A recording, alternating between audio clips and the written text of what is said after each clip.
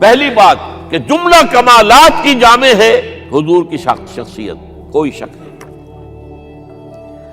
اس میں وہ شعر جو ہے حسن یوسف دم عیسیٰ ید بیضا داری آنچ خوما حمد آرد تو تنہا داری، بہت صحیح ہے۔ حضرت یوسف علیہ السلام کا حسن حضرت عیسیٰ کے سانس کے اندر، پھونک میں جو تاثیر تھی، حضرت موسیٰ کے عصا میں، یہ ساری چیزیں آپ کو دی ہیں اللہ نے۔ جو تمام اچھوں کے اندر تمام اچھائیاں ہیں، وہ ساری اچھائیاں آپ میں جمع ہیں۔ البتہ یہ بات جان لیجئے، میں تجزیہ کر کے آپ کو بتا رہا ہوں، حضور کا مرتبہ اور مقام بیان کرنے کی کوشش آپ کی توہین پر منتج ہوتی ہے۔ وجہ کیا ہے؟ اگر آپ کسی کے مرتبہ مقام کو اس کے اصل مقام کے مطابق بیان نہیں کر سکتے تو کہیں نیچے ہی گریں گے نا۔ ناممکن ہے کہ حضور کے مرتبہ مقام کو ہم بیان کر سکیں۔ سیدھی سی بات ہے، کسی ڈاکٹر کا کیا مقام ہے اپنے فن میں، وہ ڈاکٹر ہی سمجھ سکتا ہے۔ کسی انجینئر کا کیا مقام ہے اپنے فن میں، کوئی انجینئر ہی سمجھے گا نا۔ تو حضور کا کیا مقام ہے، کوئی نبی اور رسول ہی سمجھ سکتا ہے، وہ بھی نہیں سمجھ سکتا۔ کیوں؟ نیچے سے اپنے اوپر والے کا پورا ادراک ممکن نہیں ہوتا، اوپر والے کو پورا ادراک ہو سکتا ہے، نیچے والے کا۔ ظاہر بات ہے کہ حضور سب سے اونچے ہیں، سب سے اوپر ہیں، افضل الانبیاء ہیں، افضلہم۔ اس اعتبار سے وہ لطیفہ ہے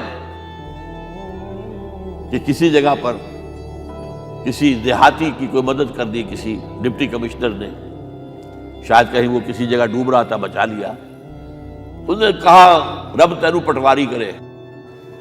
اب یہ اس کی توہین ہوئی، کیا ہوا؟ اسے کیا پتا یہ ڈپٹی کمشنر کس بلا کا نام ہوتا ہے، اس کا کیا مقام ہے، کیا مرتبہ ہے۔ تو حضور کے مرتبہ اور مقام کو کسی درجے میں جاننے والے صرف انبیاء ہیں، کلی طور پر جاننے والے صرف اللہ کی ذات ہے اور کوئی نہیں۔ آپ بیان کریں گے تو کہیں نہ کہیں نیچے رہ جائیں گے۔ آپ کو کیا پتا، یہ جو آپ فرماتے ہیں کہ میں اپنے رب کے پاس رات گزارتا ہوں، ابھی تو عند ربی وہ یطعمنی و یسقین، وہ مجھے کھلاتا ہے پلاتا ہے، میں اور آپ سمجھ سکتے ہیں کچھ؟ شب معراج میں جو مشاہدات ہوئے ہم سمجھ سکتے ہیں؟ لقد رأى من آیات ربہ الکبریٰ، بس ختم۔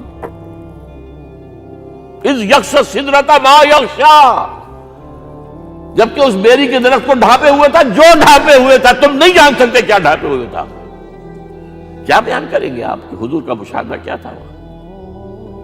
اگر ہمارے لیے کسی درجے میں بھی اس کا ادراک اور فہم ممکن ہوتا تو وہ اللہ بیان کرتا۔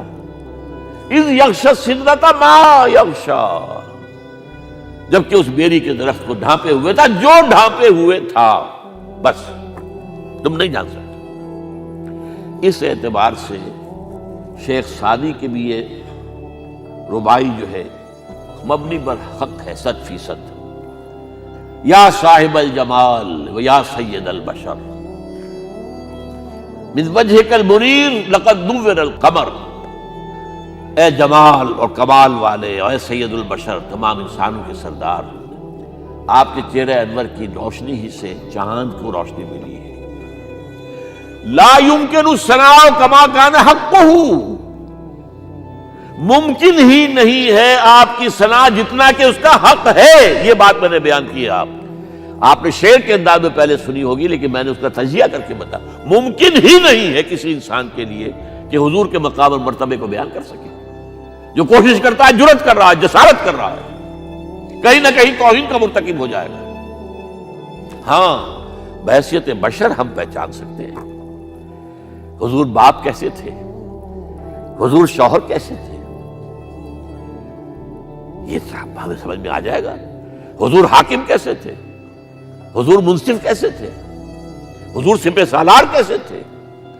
تمام جو بھی حیثیتیں ہو سکتی ہیں دنیا میں انسان کی، وہ تمام حیثیتیں جمع ہیں حضور کی ذات کے اندر۔ داعی بھی ہیں، مبلغ بھی ہیں، معلم بھی ہیں، مربی بھی ہیں، مزکی بھی ہیں، سپہ سالار بھی ہیں، صدر مملکت بھی ہیں، کیا نہیں ہے؟ ہر ایک کے لیے اسوہ ہے، ہر ایک کے لیے اسوہ ہے۔ صرف ایک نوٹ کر لیجئے، نقطہ آ گیا ہے ضمنی طور پر، آپ کے اسوے میں ایک خلا ہے صرف. آپ کہیں گے میں توہین کر رہا ہوں، بات سمجھ لیجئے میری. ایک عورت کے لیے اس کی نسوانی زندگی کے لیے اسوہ حضور کی ذات میں نہیں ہے، یہ خلا ہے. یہی وجہ ہے، یہی سورہ مبارکہ احزاب جس میں یہ آیت آئی ہے لَقَدْ كَانَ لَكُمْ فِي رَسُولِ اللَّهِ أُسْوَةٌ حَسَنَةٌ، وہاں آپ کی ازواج کو قرار دیا گیا ہے، مسلمان خواتین کے لیے. اصل میں اسوہ وہ ہے، یا نساء النبی لستن کاحد من النساء، تم عام عورتوں کے مانند نہیں ہو. یہ حضور کا اسوہ جو ہے، جو ازواج مطہرات کے ذریعے سے ایک خواتین کا اسوہ جو ہے وہ امت کو ملا ہے. باقی کوئی انسان جس حیثیت میں بھی ہو، آپ اندازہ کیجئے 5 وقتہ امام بھی مسجد نبوی کے محمد ہیں اور خطیب بھی محمد ہے صلی اللہ علیہ وسلم. آج ہمارے ہاں 5 وقتہ امام کوئی اور ہوتا ہے، بڑی مسجدوں میں خاص طور پہ مغرب عشاء اور فجر کے اور ہوتے ہیں، ظہر اثر کو ایسے رکھاتے ہیں. اور یہ خطیب صاحب تو ظاہر بات ہے، خطیب تو خطیب صاحب ہے، وہ تو جمعے کو آئے گی، اللہ اللہ خیر سمجھ. وہاں یہ ہے کہ 5 وقتہ امام بھی ہیں اور آپ خطیب بھی ہیں، مدرس بھی ہیں، معلم بھی ہیں، مربی بھی ہیں، مزکی بھی ہیں. اور آپ نے دیکھا ہوگا ہمارے ہاں جو مشائخ ہوتے ہیں وہ تو نماز باجماعت میں بھی شریک نہیں ہوتے، وہ تو پتہ نہیں کس کیفیت میں کہاں جو ہے وہ نماز پڑھتے ہیں، علیحدہ پڑھتے ہیں تو علیحدہ پڑھتے ہیں، ورنہ وہ تو یہ کہ ہر وقت جو ہے وہ ایک خاص استغراق میں رہتے ہیں.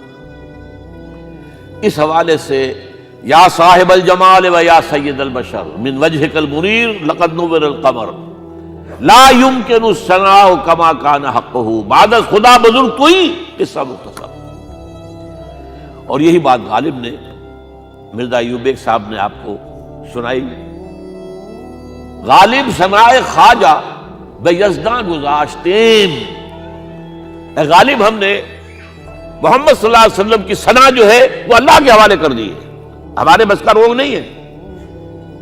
غالب ثناء خواجہ بے یزداں گذاشتیم، کہاں ذات پاک، کہاں یہ کہ آن کا مخفف بن جاتا عربی میں، کہاں کہ آن، کہاں ذات پاک مرتبہ دان محمد است، کہ وہی ذات پاک ہے جو محمد کے مرتبے سے واقف ہے اور کوئی نہیں جان سکتا.